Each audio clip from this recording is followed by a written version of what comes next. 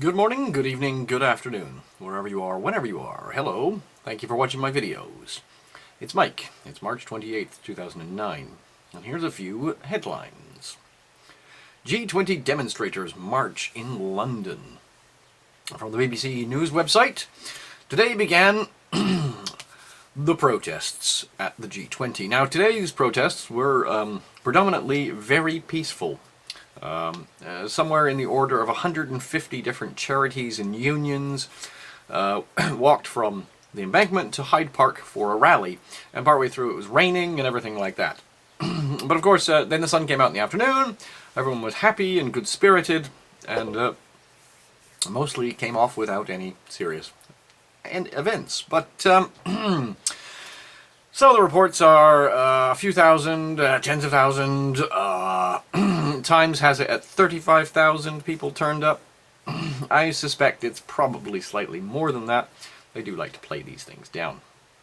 Now, of course, coming up on Wednesday is where things become a little more extravagant, and they will be taking the march directly to the Bank of England in the centre of the City of London.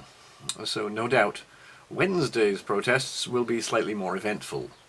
How many people will turn up? We have no idea. Evidently there are reports of people flying in from all over the world to attend the protests on Wednesday. What does this mean for England? Well, George Soros, madman, investor, trader, billionaire, has far too much money and not enough sense, has come out and said that Britain may have to seek IMF rescue. There is a chance of this, of course. However, of course, George Soros also sees a global meltdown. Now, of course, he's a trader, so you do have to take everything that he says with a tiny pinch of salt. Just to sort of say, okay, well, maybe he's hyping things up slightly. However, for all intents and purposes, he is completely correct. We are all going down the toilet very quickly.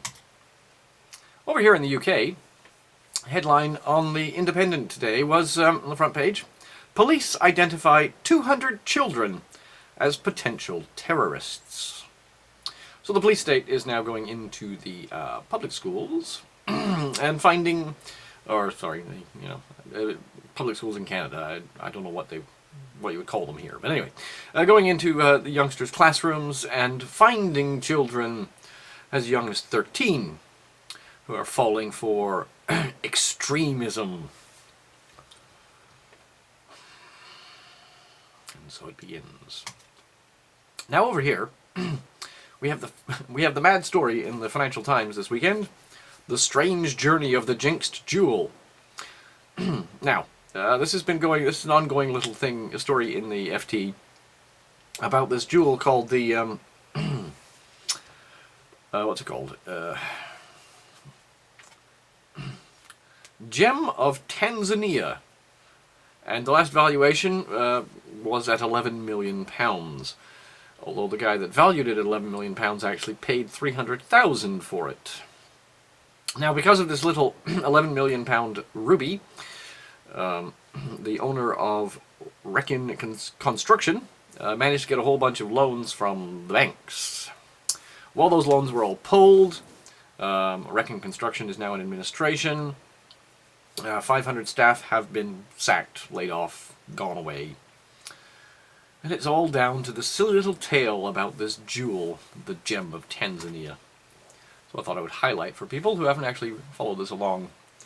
It's quite an interesting and amusing story, and in fact, some of the links on this story goes back and discusses, yes, Mr. Holmes, Sherlock Holmes, investigating this, and it's quite funny.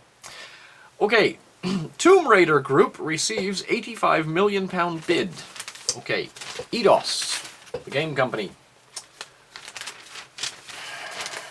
hasn't been doing so well. Its share price was down to, what was it, 42 pence? 32 pence a share, from a high earlier this year of 500 pence, £5. So they have basically now sold themselves off, as predicted. Now, don't feel too bad about the rich folk out there. Even they are getting repossessed. Today, front page, house and home of the Financial Times. It's a lovely little place, isn't it? Yes. Chap paid £4 million pounds? Yeah, £4 million for that place. Of course, got a mortgage for £2.5 million. And then defaulted on the mortgage. Now the bank has repossessed the house and is selling it at £2.5 million. Oh, the poor rich people are beginning to be impacted as well. Finally, a couple of other little stories that are quite important. UK GDP suffers worst quarterly loss for 30 years. Okay, now this wasn't probably highlighted anywhere else, especially, but basically the GDP dropped 1.5% in the final quarter of the year. They were expecting that. However, Office of National Statistics has revised the figure downwards to a drop of 1.6%, which works out roughly to a 6.4% annualized decline in gross domestic product for the United Kingdom. And it could get even worse. The final numbers aren't in. Finally, Europe. Europe fetches the monetary helicopters at long last. Ambrose Evans Pritchard, in a story published yesterday in the Telegraph, basically starts off, "Rejoice! After much pious posturing and criminal wastage of time, the European Central Bank at last seems ready to join the Anglo-Saxons, Japanese, Swiss and Israelis in printing money to fend off disaster." The Israelis are apparently using this quantitative easing as well. Anyway, so basically, yes, so the European Central Bank will begin purchasing gilts and so forth, and other nonsense such as that. Probably bonds or bunds, the German bunds, but who knows. It no doubt will have some dramatic effects on the value of the euro in forthcoming weeks. Okay, folks, everyone have a good day. And I hope everyone enjoys the week.